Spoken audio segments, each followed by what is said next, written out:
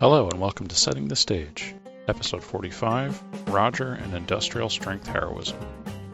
In order for the podcast to continue, I really need more guests to volunteer to be on the show. So if you're interested, or if you know someone who is interested, please go to gocorral.com/STS to learn more about how to apply to be on the show.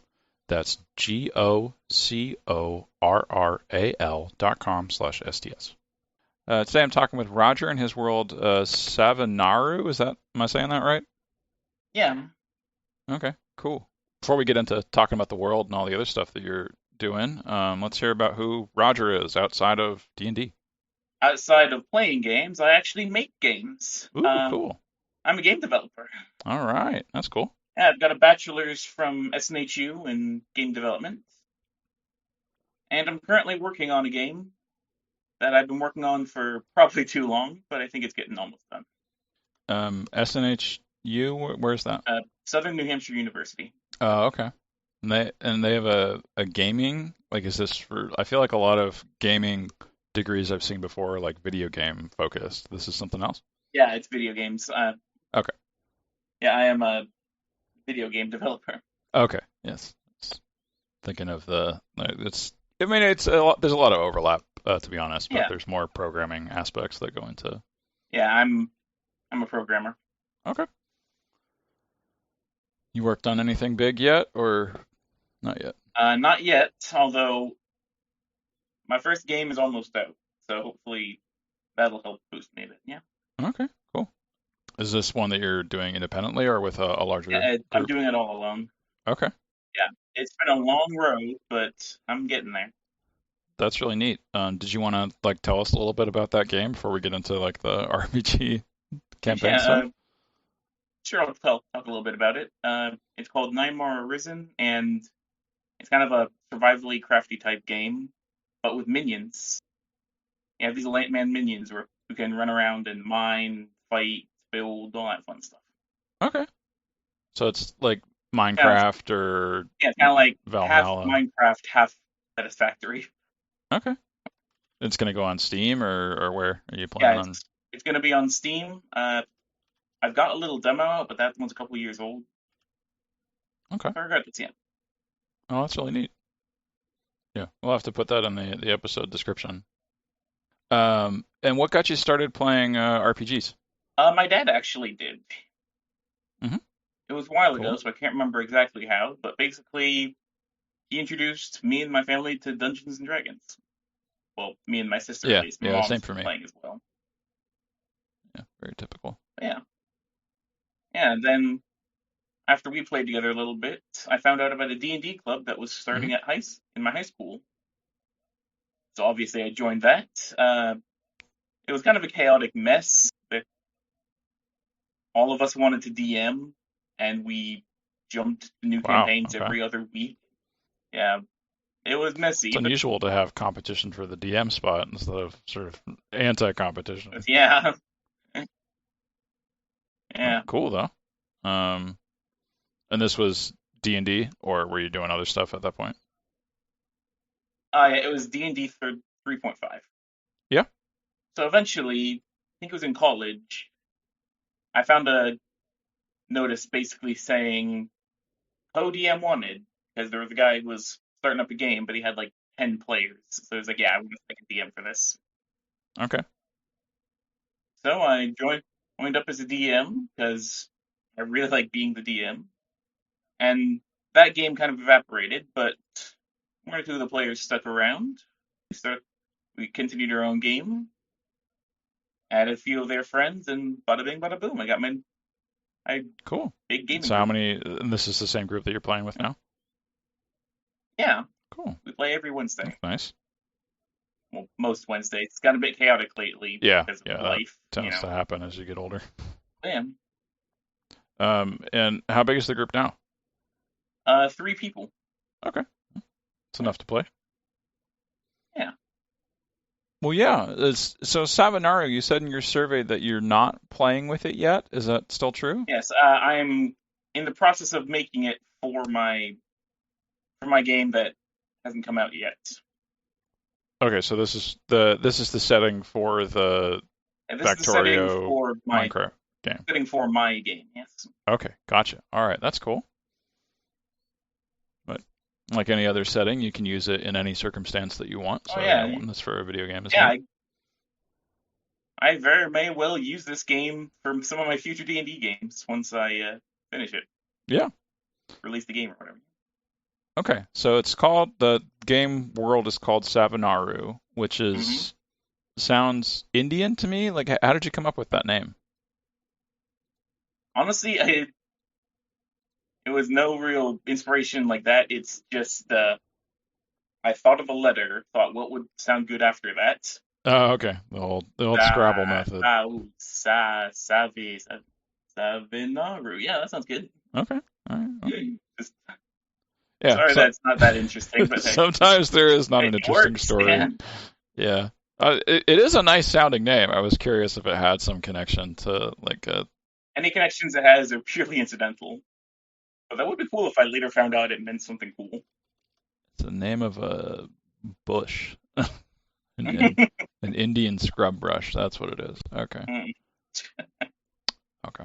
Well, cool. That it sounds nice as a better story than I named it after a bush. Yeah. Yeah, I pieced it together out of fun-sounding syllables is better than I called it after a bush. Well, I'm curious how the game fits into the setting, but I want to hear more about the setting first. So, yeah. I feel like the big pull for it from when I was reading the survey was the sort of arcane punk industrial revolution aspect to it. Yeah. So what made you want to bring that in? And yeah, let's start there. Honestly, I just kind of like that aesthetic. Like there's gunpowder, kind of Renaissance era type stuff. Mm-hmm.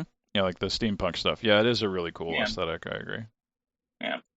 The Industrial Revolution has these other aspects of, like, for at least the U.S., of the exploration of the American frontier kind of coming to an end as industrialization sort of civilizes the West from that American manifest destiny perspective. Is that sort of that part of the industrialization culture being overlaid in your game, or is that kind of a separate idea? Kind of a separate thing.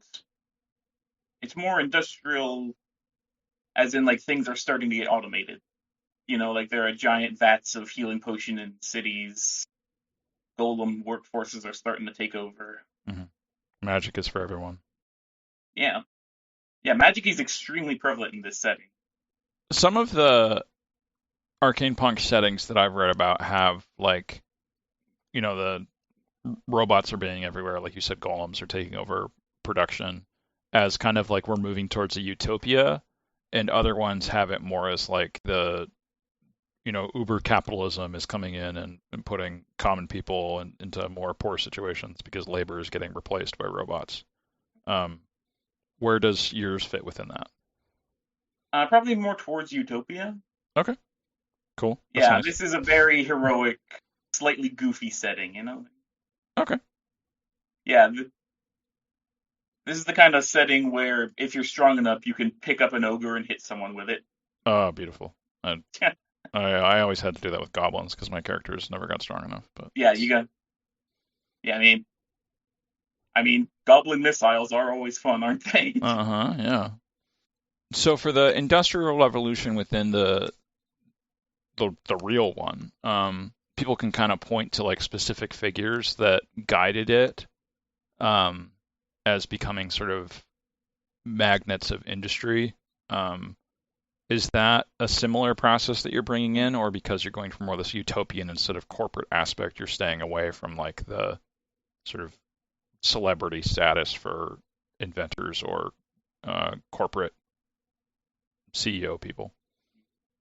Probably have some notable figures, like this is Jim Trains. He invented trains or whatever. Yeah. But probably not gonna be like super corporate stuff. Okay. Although in the history, a lot of this stuff started with the dwarves, who Typical. yeah. I mean, obviously dwarves are the best at making things, Mm-hmm.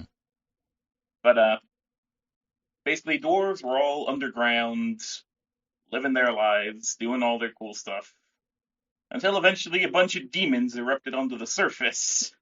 The dwarves heard about this and realized, okay, we got to do something about this. And so they, for the first time, actually went to the surface and helped clear out the demons. The rest of the world then saw all their cool tech and went, we got to do that too. Okay. Yeah, maybe some of this stuff was starting to get developed. And then people saw the dwarves with their guns and all that and went, that looks cool. I want to do that.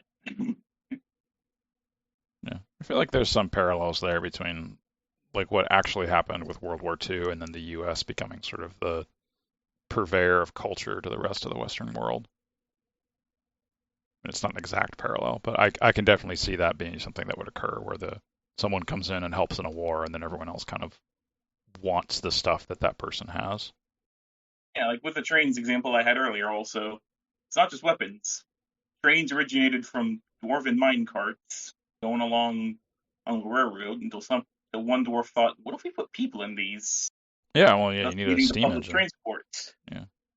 Well, so you mentioned demons there, and I've read your survey, so I kind of get the story here. But those are related to like the origin of your world. So let's kind of take a step back from skipping ahead to the Yeah, Industrial Revolution. Let's yeah, start at the beginning. yeah. How did your world start? Okay, so in the beginning, a bunch of elementals created the world. They formed the oceans, they carved the mountains, they made the world as they saw fit. But then, because you can't have creation without destruction, a bunch of demons found it. And a side note, in my kind of personal head cosmology for all sorts of different worlds I've made, Uh-huh. demons elementals have had an eternal war since both of them have been created. Okay. The elementals are pure creation, where the demons are pure destruction. So obviously they don't like each other. All right. The elementals just want to go build worlds and all that, whereas the demons just want to eat the worlds and everything on them. Okay. So that started to happen. Eventually, the elementals seal the demons away in a plane called Olzengilt, which is basically just like the void. Okay. So they kind of won by doing that. Yeah, pretty much. They won. They locked away this batch of demons. There's always more, but they put these ones in a box and said, "Stay over there." Okay. Well, I mean, maybe that's why your world is kind of a utopia. Like you've sort of banished Yeah, evil to a different world. yeah. I mean, it keeps slipping through. Like there's always some little demon trying to slip. Always some demons trying to slip through the crack, corrupt some people, Of course. destroy things. But that's where the heroes come in. Right. Yeah, there's Yeah. always something for the players to do. Regardless, back to the creation. After the elementals forged the world, seeded it with a bit of life, they just kind of left it to its own devices. However, they also created gods. Once races began to form, like goblins and elves and all that, they created gods to essentially just watch over these races. You know, kind of like parents. You keep them in line and make sure they don't mess with the demons. And is it a god for every intelligent race or also for like animals? For every intelligent race, Okay. animals have a whole different thing going on. All right. Yeah, I can talk about that later if you want, but for now, eventually the rest of the races kind of grew and evolved. And fun fact, dwarves and orcs used to be the same thing Oh, okay. until some big event and split them off. Half of them went underground and became the dwarves. The other half stayed above ground and became orcs. Okay. That's kind of different because usually it's like Yeah, elves and orcs are the same thing from yeah, the Tolkien mythology. yeah. What was you said that was this just like an evolution event? Like they evolved differently because of the different circumstances they're in? Yeah, uh, Yeah, it was basically they were once one race, and something big happened, and some of them were forced underground, and a combination of environmental pressures and divine intervention turned them into the dwarves. Whereas the rest of them stayed on the surface and got enslaved by dryads, eventually morphing into orcs. Huh. Okay. Dryads don't usually feel like the enslaving Yeah, type from what I've read yeah, about I know. them, but okay, that's also pretty different. Yeah, I thought it was a fun kind of subversion. Like, oh, this one dryad wants to do things outside the forest, but can't. I'll just Okay. gather up these mortals and have them do what I want. All right. I haven't decided if it was just like one dryad or if it was like a group of them. But yeah, Okay. I guess that makes sense. Like you need if you want to influence places outside of the forest, then you need people to do it, and that yeah. could have a If you're system of rooted to a slavery. tree, then you can't really do much outside that tree. Right. But now with these orcs lying around, you can send them to go do things for you. Yeah. Okay. So like that Yeah, indicates because the orcs were the sort of they did live above ground and the orcs stayed above ground, but the dwarves went below ground and got like sort of divinely changed. That indicates that the orcs are like the natural state for this racial split. yeah. They went through a bit of modification too, but yeah, they are closer to the natural state. Yeah, yeah. Oh, yeah. It's like the sort of chimpanzees are the closer to the origin species in our imagination of humans Yeah, and chimps. But neither of them is really the origin species because that species yeah, is gone and has evolved into two different ones. exactly. Yeah, and this Dryad Empire wasn't the only one at the time. The biggest one being the Elven Empire. Of course. Yep. It feels like there'd be a lot of overlap between those two because elves Mm. usually live in the forests. Yeah, basically picture the British Empire at its height. It was gigantic. Yeah, yeah. It completely dominated their continent, even spread on a few of the others. Well, speaking of land, what's your conception for the like the physical space that Savinaru is in? Is it like a single megacontinent, or Hmm. is this something that you've thought about? Because the like my conception of like the Minecraft games is they have more of like a procedural generation aspect to them. Uh, I was curious if that's what you're doing for the no, that part of the game. Savinaru has, I believe, 5 continents, Okay. kind of spread out. The game mostly focuses on the southern one, called Gorotura, another method of just making cool sounds and seeing what happens. Okay. Yeah, I typically do that for my continents too. Yeah, but yeah, there are like 5 continents out there. The game setting mostly focuses on Gorotura, but there are other ones out there if I ever want to expand or if players want to invent their own stuff. Okay. So let's talk about Gorotura then. What's Yeah, the rough size comparison for like a real world continent and the number of countries, that kind of thing? I'm imagining something around the size of North America, maybe a bit bigger than Australia, Okay. something between there. We'll follow on that. North America, at least within the U.S. and Mexico, is like decently populated, although not Yeah, as dense as other places compared to Australia, where it's like everything is on the coast because the yeah. inland is hot and awful. Um, how would you classify that for seven? What was it? The continent Gorentura? Gorotura, yeah. It's fairly densely populated. Like, there's a lot of people there. I'm bad at exact numbers, but Okay. Well, just trying to give like a comparison. Like, so is it like it's closer to North America. Like okay, yeah, and like the United Kingdom is even more densely populated than North America because there isn't much like sort of wilderness area within Britain compared to the U.S. where there's tons of area that's just sort of undeveloped because we haven't had as much time to be forced to develop permanent settlements in Yeah. those places. And I'm going to say it's, again, more like North America, where there are still plenty of stretches of wilderness. Okay, cool. There's a lot of people, a lot of them in the cities, but there are still vast stretches of wilderness. And then you have lots of different races here, I'm assuming. And it's not Yeah. just like some sort of homogenous, only the elves are here. Yeah, I've got like dwarves, goblins, elves, humans, harpies, all sorts of stuff. And are the nations within Grantura mostly racially defined? I guess. Yeah, yeah, there's always going to be minorities, but yeah, there are outside of like human cities, yeah, there are generally like this is the orc city, this is the dwarf city, this is the elf city. Obviously, there are always minorities, always people exceptions, but Mhm.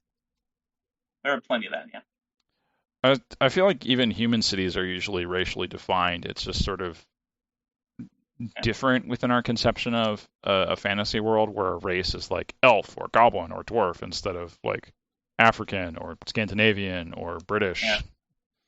That's big generalizers there for what race means, Mhm. but Yeah, and uh, I'm pretty sure I mentioned somewhere in one of the books that labels are fractal and there's always subcategories.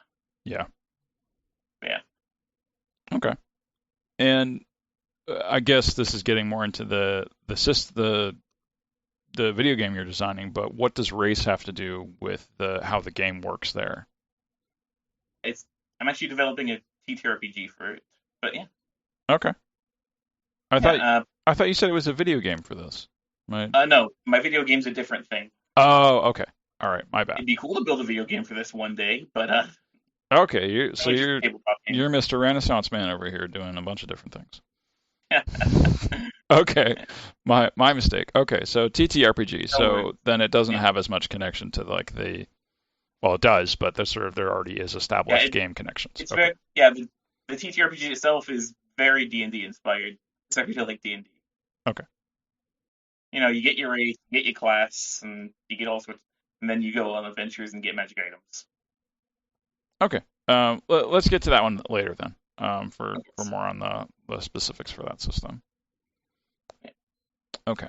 And you'd mentioned in your survey, and I think you mentioned this earlier, in the elementals created racial gods to sort of rule over the different races. So there's like a god Yeah. of elves, Yeah. there's a god of humans, there's a god of, I guess, orcs, but not dwarves. Yeah. Once they all like became actual races, the elementals went, okay, you need a god to keep you on track. Here's a god. All right, you need a god to keep you on track. Here's a god. hmm You know? So they made the mortals first and then the gods later for. Yeah. The mortals mostly evolved, with one kind of big exception that Oh, okay. I'm happy to talk about. But the goblins and elves and whatever evolve, and then the elementals went, okay, you're getting smart. You need someone to guide you. Okay. So they created a world and then just kind of waited for evolution to do its thing. Hmm. And then there was a bunch of different sentient races that evolved sort of separately from each other. Like you said, the orcs and the dwarves is one example. Um, Hmm. and then the elementals come in and say, you need proper guidance that kind of looks like you because we're fire and water and earth looking, and Yeah, that's not going to work. yeah. A metaphor I've thought of sometimes is that gods are the local police, elementals are the national guard. Okay. Yeah, the gods keep their planet, their mortals all set and happy. Meanwhile, the elementals are off fighting all that. Okay. So I guess within that metaphor, is there a stand-in for like the executive that's kind of in charge of the the National Guard? Yeah, yeah. The elementals are led by four creatures called the fundamentals. Okay. Also, elementals in this setting are not just earth, fire, air, water. they actually represent the states of matter: solid, earth; liquid, water; Okay. gas, air; energy, fire. Okay. Yeah, I guess that matches pretty well with what they're. Okay. yeah. Obviously, like water and air and all that are the most common, but there's also other types of things like ice elementals or storm elementals and all that. Yeah, So I guess an ice elemental would be an earth elemental because it's solid yeah, within that conception, sort of. yeah, Okay. I guess that's a different framing of it, like because we usually think of elementals as the things and not the phase for our word for it. But I guess the word is still evocative for the kind of feeling you have of like a primal force that phase yeah, doesn't really have when you say that. yeah, yeah. Together, they are all masters of existence, all things that exist, all matter. You know? Right. Now, how does magic play into that? Because magic usually feels like this kind of thing that breaks the physical rules. So is that kind of like demons introduce magic, or is there some other conception that you had for it? There are actually three types of magic, which are very similar in game, but still. Hmm. Elementals have access to creation magic. That's the stuff they use to create and shape things, animate things, all that good stuff. All right. The demons are embodiments of destructive magic. That's like the whole entropy, corrosion, destruction type thing. And finally, when creation and destruction mix, they nullify each other and leave behind arcane magic, which is basically kind of an ambient field of energy that wizards and such have learned to manipulate to cast spells. Okay. So the plus and minus of creation and destruction is not sort of nothing. Instead, it is magical energy, essence, whatever Yeah, we want to call it. yeah. And this arcane magic just suffuses everything on Savinaru, and many animals have even evolved in the magic. Like there's a whole species of birds in basically the Underdark that have evolved to be able to spit acid to soften rock that can easily tunnel through. Huh. Okay. Yeah, and they're just normal animals. They're not like weird magical whatevers. That's just their magic. Everything's magic. Okay. Well, that I mean that kind of matches with what we expect from a fantasy world. So, Hmm. okay. And earlier you'd said like there were animal gods that you'd get to that later. Is now a good Yeah. time for that? Well, this is good. I thought this is a good time to talk about them because, in addition to elementals and demons, out in the extraplanar realms, there are also spirits.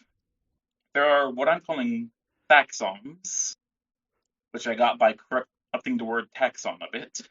Okay. And they are basically gods of the tree of life. And that's kind of gods in quote, because they're not real gods. Okay. They're just like powerful spirits or something. There'd be like a god of birds, and then subdivide down. And then that one rules over the god of raptors, and the god of songbirds, and the god of water birds, and etc. And then that god of water birds would rule over the god of ducks, and the god of swans, and the god of geese, going all the way down to individual species, and then all the way back up to just the essence of life itself, Okay. who may be another fundamental. Haven't decided yet, but they are definitely very powerful, at least god level. Okay. And in D&D, like people can worship the gods, and then clerics can like get power through that. Is that the same idea here? It's like they get creation magic through worshiping gods because they're connected to the Yeah, fundamentals. yeah. In this world, they're called vessels, and basically you make a pact. It's kind of like half cleric, half warlock, if you're using D&D terms. Hmm. Basically, you pledge yourself to some powerful supernatural being. You give it whatever it wants, whether that's like worship or doing its bidding in the material world or whatever. And then it gives you magic. Being a vessel of the gods will make you a cleric. Being a vessel of the tree of life will make you a druid, and so on. Okay. It's got some consistency to it. All right. And in your survey, you indicated there was like sort of things or people that were risen to become gods due to sort of mortals worshipping them. Well, now that I've mentioned the taxons, this is probably a good opportunity to talk about that. All right. Because in this world, humans are not natural, actually. Oh, okay. Various creatures saw the power and awesome magic of these gods and went, I want that. That is so cool. And the ape taxon actually hatched a plan for this. A race that would worship it and give it divine power. So, through experimentation, it created the humans, which didn't quite work out for it. Some of them remained loyal, a bunch of others wandered off to go do their own thing. But then, seeing that creating new races was possible, a bunch of other taxons went, wait, we can do that? I want to do that. Leading all sorts of beast folk, like minotaurs and gnolls and centaurs and lizard folk and all that. Okay. And are these just as sort of authentic at this point as the sort of natural fundamental gods? Not quite. These ascended gods are basically kind of like demigod level. Okay. Very powerful, but not near true god level. All right, so you could potentially have a campaign where you kill the ascended god, but not one where you kill one of the plus plenty of them are very small local gods. You know, like I am the god of that mountain. Right. You know? So it seems like this is still sort of an outside influence that's coming in and turning themselves into a god. Yeah, basically picture worship like a juice or a mana bar. If they fill the mana bar, they get a super mode that's basically them ascending to godhood. Okay, but it's not something that like a mortal that lives within the universe could really attain. Yeah, I doubt it now. And might not stop them from trying, though. That could be a fun adventure. Yeah. Gary the wizard thinks he's so great he wants to be a god. I mean, there's plenty of stories that are like even the original Lord of the Rings that inspires all these D&D stories is kind of about Sauron trying to do that. Yeah. So, yeah, totally. Yeah, canonically that's not a thing. So with all these like races, are they? It seems like they are mostly falling into the stereotypes for the races, where like elves live in the forest and are kind of stuck up and used to live ruling this big empire. Dwarves live underground and are good with machines. Humans are the bland everywhere race. I mean, I could go on, but yeah. Kind of, but yeah. Honestly, that was a big thing for me. I wanted to make this world, on the surface level, seem familiar, you know? Like, oh, you got wizards and dragons and all that. Right. So that people weren't like, wait, what is going on? But then once you dug in a bit more and actually started learning about it, you go, wait, the sun is a phoenix? Wait, there's guns? Wait, hey, orcs and dwarves used to be the same thing? All that stuff, you know? Yeah, I feel like there's only so much subversion you can get away with, or you have to like do it slowly, which is kind of hard to do with an RPG setting book. Like I'm comparing this to the Dragon Age series, where there's a subversion for elves, right? They're sort of like this ghetto abused people, but they still have a connection to like nature outside of people that live in that environment. Yeah, and there are a couple subversions in here. Like, for instance, if anyone is a token evil race, it'd probably be the elves. They're a bunch of narcissistic jerks who think they're better than everyone. And that has made pretty much everyone hate them. They live the longest. They have the longest amount of time to come up with all their evil plans. Yeah. And also, humans are not the default. To be honest, I was questioning including humans at all, but then I decided, yeah, I probably should for all those people who like playing as humans. What do you have a default for this, or is that not really your intention? I don't have one in mind, but if anything, it'd probably be the goblins. Huh. If for no other reason than their survival strategy is just make more goblins. Okay. Yeah, the goblins focus on the predator satiation method of survival. If they just have enough goblins, then they can't kill them all. A little R strategy. Yep. Okay. I'm also curious how the planes work. So you mentioned like some prison plane that the demons got pushed into. Yeah, and those are all pretty separate from the actual material plane. Okay. Obviously, there's influences is seeping in, like gods having mortals worship them and carry out their will. There's demons trying to slip through the cracks in reality and go wreak havoc.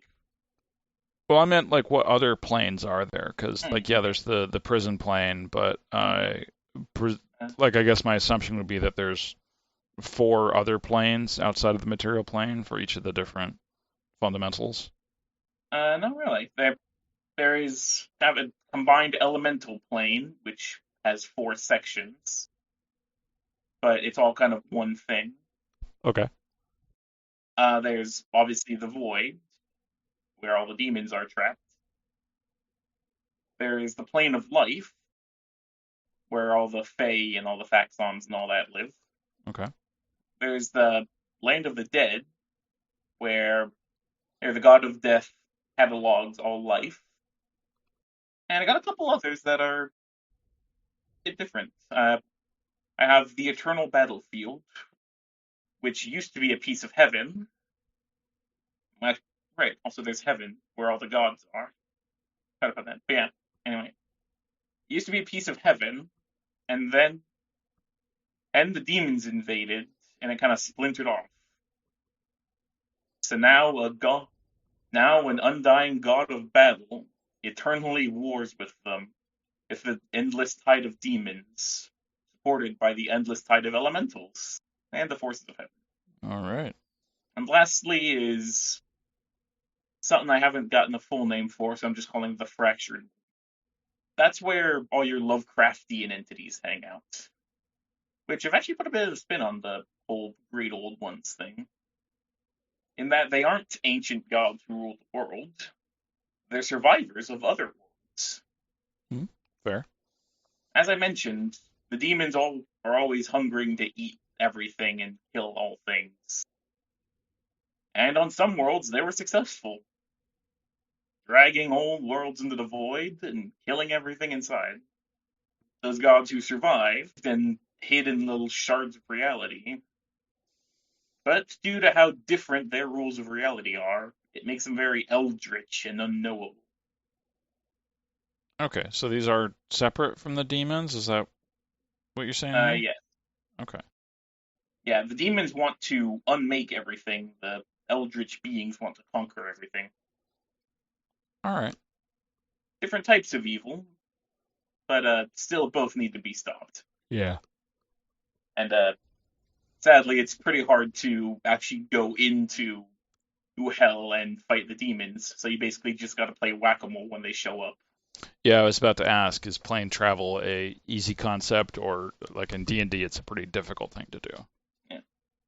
Now it's really not a thing. I mean, obviously you go to the land of the dead when you die, but it's really hard for mortals to actually leave the mortal plane. Right.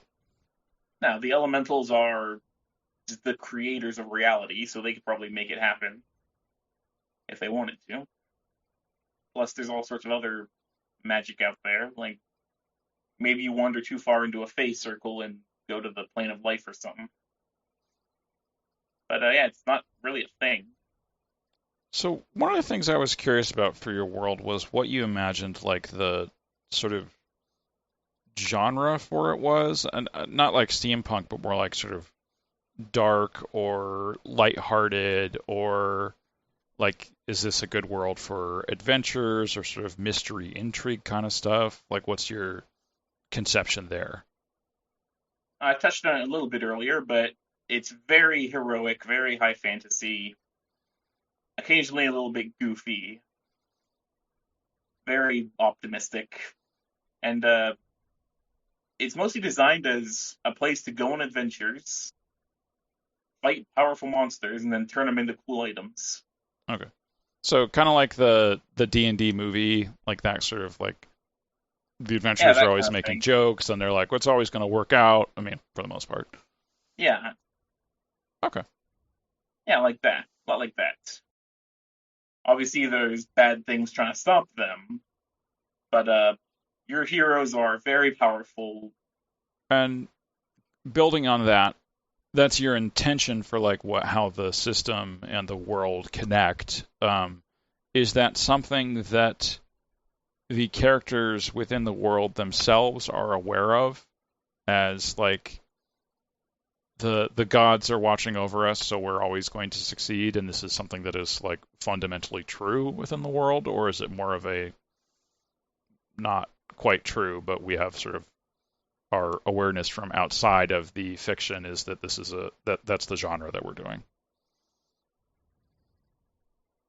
I mean, the players probably have more insight into the world, but yeah, most people are like, "Oh, there's a monster over there. It's the one called the Adventurers," type of thing. You know, Okay. All right. it So yeah, it's a very cheerful world. okay. Honestly, probably a lot of the people who didn't get work in factories are picking up swords or spell books or something and going adventuring. You have to have a hobby. Yeah. Mm. All right. So the your survey indicated that Valorport was like this big important city for Yes. Uh, adventuring. So let's talk more about Valorport. What is the city like physically? Where is it located? What's the layout kind of like for it? okay, so it is on the northeastern side of Gorotura, kind of in a little bay area, and it's actually founded by a famous adventuring party. I haven't fully come up with their backstory yet, but long story short, they heard about a big scary monster, like maybe a dragon or something, fought it to stop its evil plans, and then realized this is actually a really good piece of real estate. And so, and so they built their base there. All right. Over time, this kind of little castle for the heroes grew into a city, and a town, and then just a really big settlement full of adventurers. Some of the biggest adventuring guilds in the world. Okay. And is the town is like sort of cosmopolitan where it's got a little bit of everything in it? Is that Oh the right? yeah, it's probably one of the most cosmopolitan. It's even got some intelligent monsters running around. Like it wouldn't be too strange to have a skeleton shopkeeper or a dragon folk as your real master in a restaurant. Okay. And this is like in the midst of the Industrial Revolution too. So do we have like trolley cars going around? What is that part of the conception as well? Yeah, probably. Okay.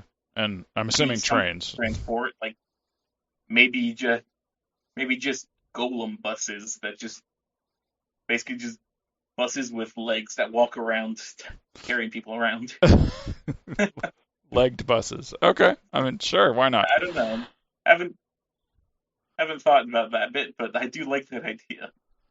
Yeah, there would be like some sort of transport all over the city. Maybe they get some of those trains in from the dwarves. Yeah, yeah. I've also had the idea that there are just basically just walking pairs of legs connected to carriages that take people around. Oh, It's like big stone legs walking around carrying just, people like horses. just thought of a joke. Oh, let's get on a rickshaw. I'm not a rickshaw. My name is Bob. I'm a Bob Shaw. Uh, um, what are the what are some other new inventions that you've thought of for this? Like, I guess a lot of these are analogs to real life inventions, Yeah, but I'm still curious. a big one is alchemy factories. Uh-huh. They're still very early. They can only make low-level potions, but they're just like these giant industrial vats of healing potion and mana potion that are being brewed, making injury very very not important. Just I broke my arm. There we go, much better. Yeah, that's a simple first aid kit. Hmm. Put some Gatorade in there, you're good. You hear about a crocodile who went into the apothecary? He got some Gatorade, Yeah, something like that. yeah. You probably have a crocodile monster that does that. Yeah, probably could. Yeah, you probably could just play a crocodile beast folk or something. He runs the shop. That's why it's called Gatorade. Yes, of course. God, it's been so long since they used that as a mascot for the drink. That was like, what, like 40 years ago? Um, Yeah, and you mentioned muskets in your survey as like a weapon that's coming around. yeah, yeah. Like in the player's handbook, actually, they see several weapons you can choose from, all very abstracted to basically just be like there's all one-handed weapons, all two-handed weapons. They just all share the same stats, and one of them is just gun. Okay. It's got some like ranged properties, two-handed, whatever. But basically, the two ranged options are bows, which basically shoot 3 arrows per round, and guns, which just do one big blast. I'm picturing kind of like Elmer Fudd style muskets for this. Just like big blunderbuss. Yeah, I was curious. Like the Industrial Revolution is sort of post muskets in the real world, where we at that point weapons manufacturing has kind of moved on to rifles. So you have a different conception of it, where they're still on Yeah, musket technology. yeah. It's mostly just because I like the aesthetic of just that kind of Looney Tunes muck blunderbuss thing. But yeah, I mean, what is like arcane punk without the aesthetic, of course? yeah, yeah. Okay, yeah, no, I totally get that. And are you having pistols as well, or not at this point? I've considered it and might add them, but I haven't yet. Okay. Probably be like a one-handed thing. Probably be basically just like a one-handed counterpart to the gun. Well, it's also just like it's concealable. Like you can kind of hide a pistol in your shirt or your belt. You can't do the same thing for a musket. It's too big. Yeah. But again, that kind of depends on what kind of story you're wanting to tell. If you want to have guns that can be hidden, then yeah, you kind of need pistols or some sort of magic telescoping musket that you can Yeah. collapse. Yeah. Get Okay. one of those gloves of shrinking or whatever from Pathfinder. Just hide it in your palm. Yeah, yeah, something like that. Definitely. Okay.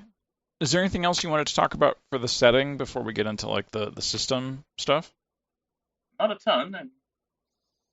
Okay. Yeah.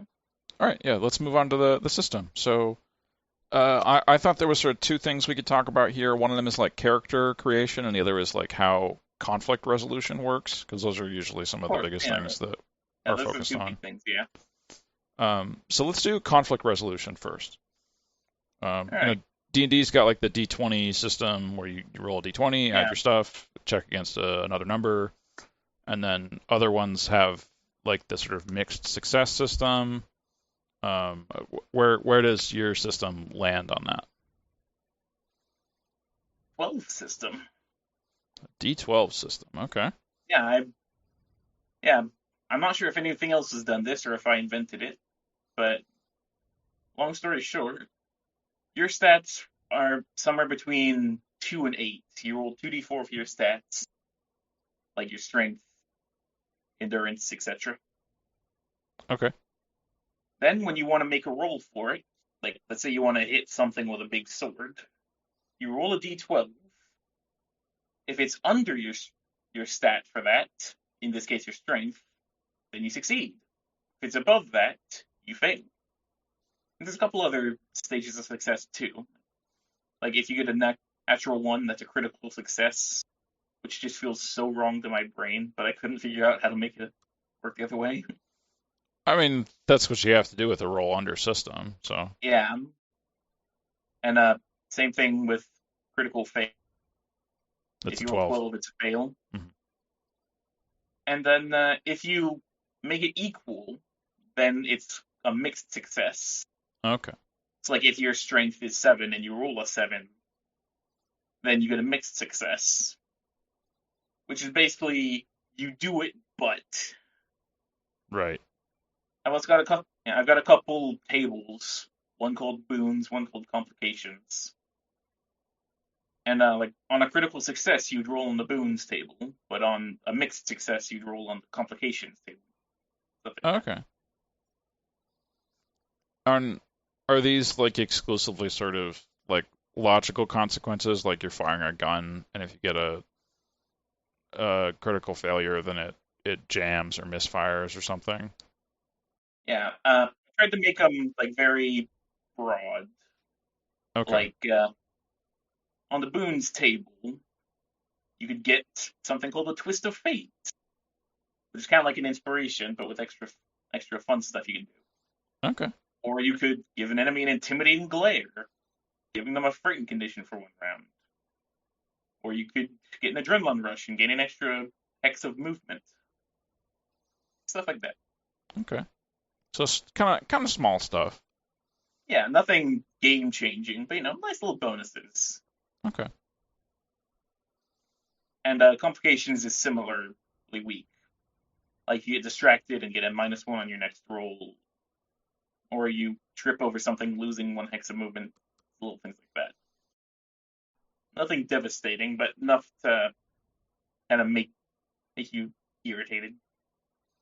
So your goal is kind of rolling under your stat for something modified by other stuff Yeah, like the situation or the tools you're using or your training. yeah. Like if you have a +1 weapon, then the number you need to roll under is raised by 1, and then you get, or if you have cover, then enemies have a penalty to hit you. So what makes it harder to roll under that number. Gotcha. And is this a identical system for the DM, or do they have like a different set of That's the same tools? thing. Okay. So they have, when they're using their evil dwarf that's trying to shoot at you, the dwarf rolls and has to roll under their dexterity plus whatever else. Is that right? Yeah, the DM, or as I've called them in this system, the world boss, Uh-huh. has to also roll a d12, roll into the system. Okay. So it is a mirrored system for how the DM and the players interact with it. Okay.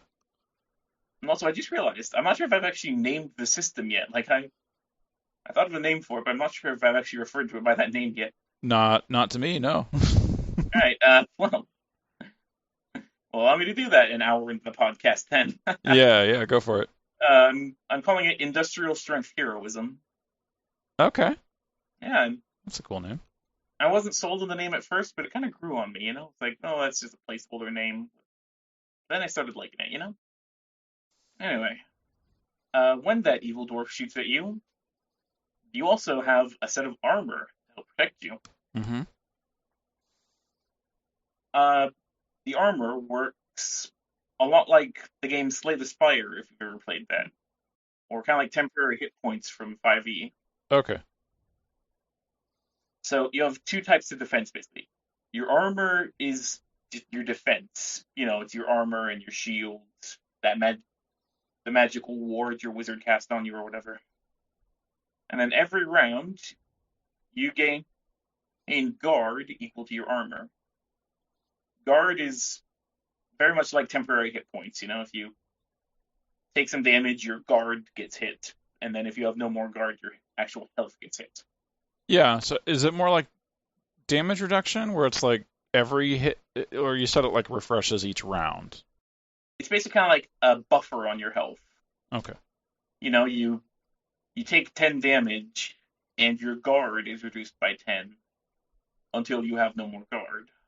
All right. At that point, hits actually start hurting your actual health bar. Okay. Yeah, I think I got it then. Yeah. Okay. So then there's like a big incentive to get like better armor. Yeah, and there's also several like special abilities and all that that let you get more guard. And I'm assuming there's a penalty for wearing big armor, like makes you slower, easier to get hit. Honestly, if you're not trained in an armor, then you don't get the benefit from it. Is basically the system. Okay. It's like unless your wizard has spent time training to wear that plate mail, they're not gonna get anything from it. All right. Yeah, you got to have something working here for balance. Yeah, you gotta have Essentially, you gotta have proficiency in it. Okay. Well, I think that's a good rough outline for how the system works. Are there any sort of narrative mechanics like inspiration that the players or the DM have access to? There is actually one. I mentioned something called a twist of fate earlier. Uh-huh. And these work a lot like inspiration in D&D. It's basically the world boss giving you a token saying, that was cool, here's a reward. And these twists of fate can do three things. You can reroll someone's d20 or d12. You can drop to 1 when you hit 0 hit points. Or you could add a useful item to the world. Which basically as an example, you could be fighting some goblins or something in a cave. Then you could spend your twist of fate to go, I want to create a hazard for the goblins. And so the DM might think about it and say, okay, there's a powder keg over behind them. If you hit that, it'll blow up and deal damage to them, which then gives you something you can do to actually like influence the world. Okay. Create something that you can Yeah, use in yeah, this or scenario. maybe you could.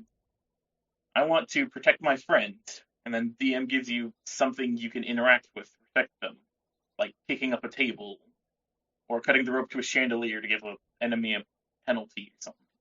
That's cool. I feel like Jackie Chan movies were always doing stuff like that, where something showed up at the right time for him to use to get what he wanted. Yeah. So how does character creation work in the Industrial Strength Heroism? It's very simple, honestly. First, you pick your race. That gives you a +1 to one of your stats, and you get to pick 2 features. Like, for instance, dwarves get to pick between getting to use essentially their bonus action to get some extra guard, having a bonus on crafting checks, having dark vision, etc. Okay. And step 2 is you pick your class. There are 4 of them, each with 3 subclasses, basically. Warriors are your classic fighters, who are good at melee combat. Archers are kind of ranger rogue type figures, who fight with bows and guns. Mages are your classic spellcaster, like a sorcerer or wizard. And finally, Vessel, which I mentioned before. You're kind of cleric-y, warlock-y type people. Uh-huh. So you choose your class, you choose your subclass. Each class has 3 subclasses. For example, the warrior has the juggernaut, berserker, and swashbuckler subclasses, which is basically the tanky one, the barbarian, and the dexy one. Okay. This is sounding pretty similar to 5th edition D&D Yeah, it at is the very moment. similar. And then you roll for your stat. You also roll for your stats.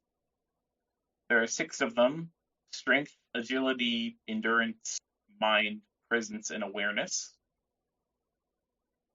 Very similar to 5th edition, like strength, dex, con, intelligence, charisma, and perception checks. Yep. Yeah, you then pick your equipment, pick a couple languages, and you're off.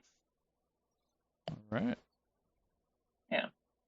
Mages and vessels also have access to spell casting, which kind of works on a pool system. They have a pool of spell points which they can just turn into spells. Like if they want to cast a fireball, they'll spend 1 mana on fire damage, a few mana on like a burst shape, and then spend some dice on the actual damage. You know? Is there a difference between the different types of magic for how the system interacts with it? Because you said there's like the creation, destruction, and sort of combo. And not between the classes. Okay. Although the different damage types do actually do some different things. Like, in addition to some things being resistant to one thing but not others, I decided to add a critical effect to each of them. It's like when you critical with a fire spell, it'll burn the target, doing a little extra damage over time. Whereas if you hit with a critical with a lightning spell, that'll arc to another creature nearby. Okay. Yeah, D&D kind of struggled with that part of the sort of elemental character to them. And I was curious, what parts of the system do you feel like help serve the fiction of the world that you're creating? So you're trying to have like this sort of fun atmosphere of heroism to it. So you want to have a system that encourages that type of play. Yeah. I'm trying to make it so that the players are very strong and they're not really going to fear for their lives that much. So they'll be much more like, I can take this. Plus, I've also got that twist of fate adding things in. Right. So, like, you could say, I want my swashbuckler to swing from a rope onto that balcony. So you use your twist of fate to add a rope. You can then swing on. Okay. I've also added basically crafting mechanics. Basically, whether from the environment or from the monsters you hunt, you basically get components like essence or hide or barbs or whatever. And then, once you have all that, you can spend some time turning all that stuff into gear. Okay. I mean, that feels like a really great idea for an Industrial Revolution theme, to have a way for the characters to sort of get in on the creation of different things and invention. Yeah. Yeah, I have magic items currently listed in the thing, like various types of magic weapons and armor. But I also encourage world bosses to create their own fun stuff. Maybe make a custom item for one of your characters.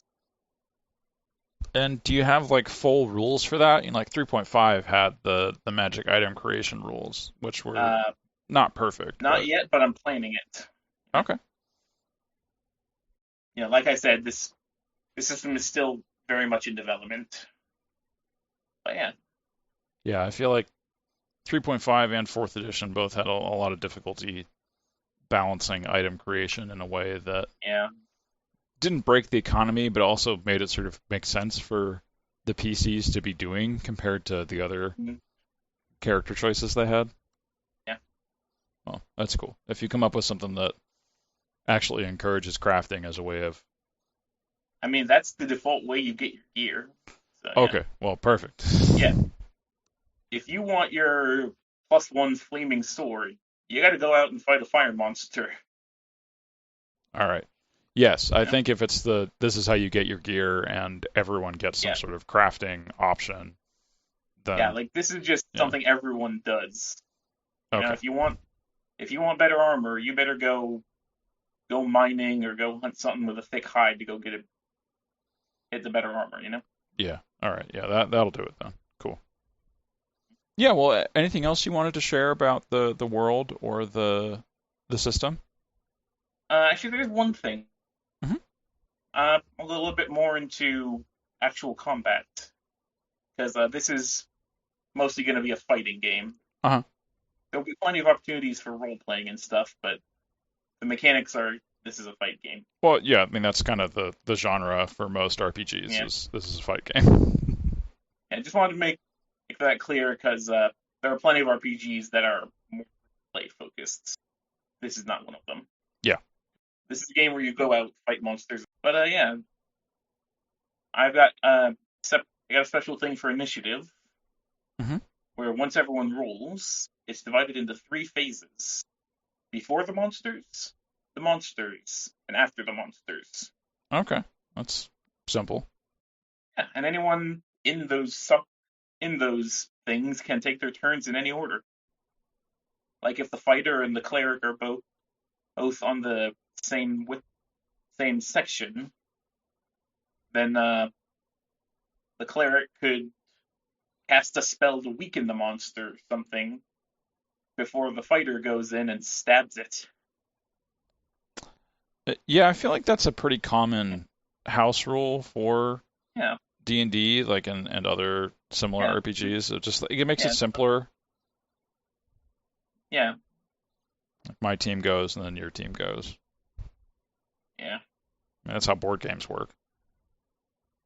And also, I've been debating adding like a 3 action economy like Pathfinder, but as it is now, you have like 3 things you can do per round: movement, where you move around; attack, which is again self-explanatory; and ability.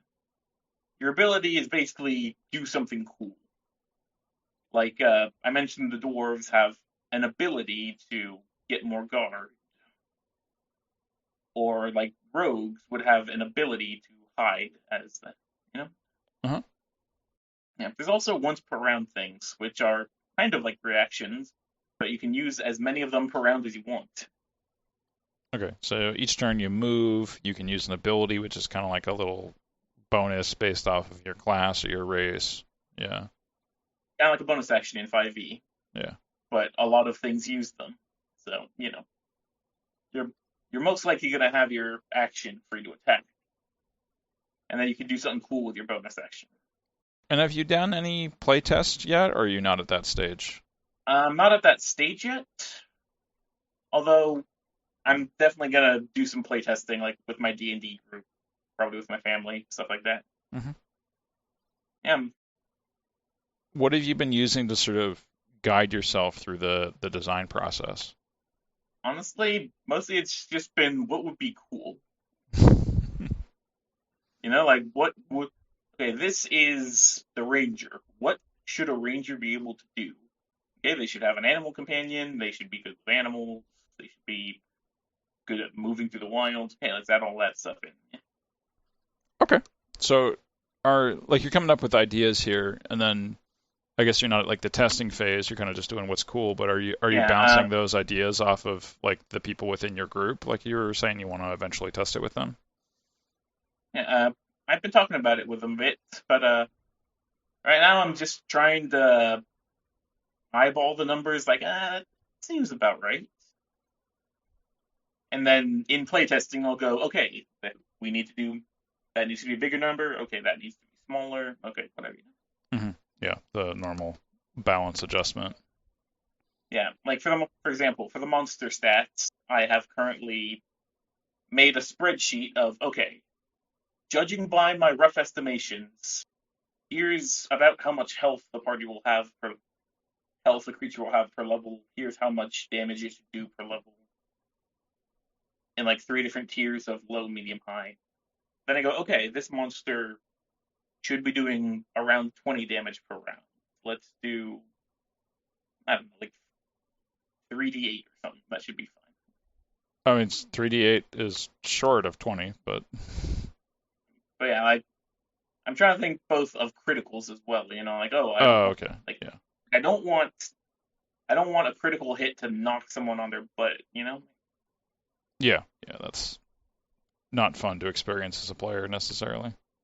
Yeah, or like, oh, I'll have this thing do 1d10 when the average says it should be doing like 8. I'm kind of lowballing it a bit, both so that it's less likely the players just get knocked on their butt by one big hit, and so that they can fight more things. Mhm. I'm trying to do it kind of like the ideal of challenge rating, where one creature of appropriate level should be a decent fight, nothing dead, nothing dangerous, but a decent fight. Yeah, yeah. I feel like challenge rating in D&D is usually, yes, this is a fight the players will win without any threat. Yeah, obviously it's not great, I've been consistently throwing deadly encounters at some of my players, and they just cannot be hurt. But that's kind of the idea I'm going for. Yeah. Maybe it'll work, maybe it won't. We'll find out in playtesting. Yes, and hopefully you can come up with a scaling system that is more consistent than D&D, because it's been famously bad for third and now fifth edition. Fourth edition was pretty functional, but that had much tighter math on how it worked. It sounds like you're targeting that tighter math system. Maybe it will help that I'm just giving a set number plus your constitution, essentially, for their health at each level. Like warriors get 10 plus their endurance per level, archers get 7 plus their health per level. Yeah, I think that will help. Yeah, that way you don't have that one guy who can't roll above a 3 on their hit dice when they roll a level up. Yeah, that was my dad when I was learning to play. Well, yeah, anything else you wanted to talk about, Roger? Nothing that immediately comes to mind. This has been fun. Yeah. I always have people sign off by giving some DM advice. Anything you want to share, or world boss advice, I guess. I guess in my case, yeah. But you know what? I think my advice will be, don't afraid to get silly with it. It's a game. Or if you want to have your mini boss ride in on the back of a giant ogre with a gun, who's gonna stop you? Yeah, that's. I think I've done a lot of campaigns that way. Yeah, as long as you're all having fun, that's the important bit. Yeah. I think it's definitely the sort of adventure genre is inspired by a lot of silly moments like that. It's almost like it's a half comedy genre. Obviously, there's different ways to play, but yeah. I'm trying not to let mine go full Looney Tunes, but gotta dip its toes in the Looney Tunes every now and then, Yeah. All right, cool. Well, thanks, Roger. This has been cool, learning about the sort of system creation and the sort of the settings. Really neat too. I like it. Thanks. This has been really fun. I'm gonna have to subscribe to this podcast. I can't wait to listen to this. All right. Well, thank you. Yeah. Thank you for the interview and for introducing me to what will probably be a really fun new podcast. Can't wait to hear when this comes out.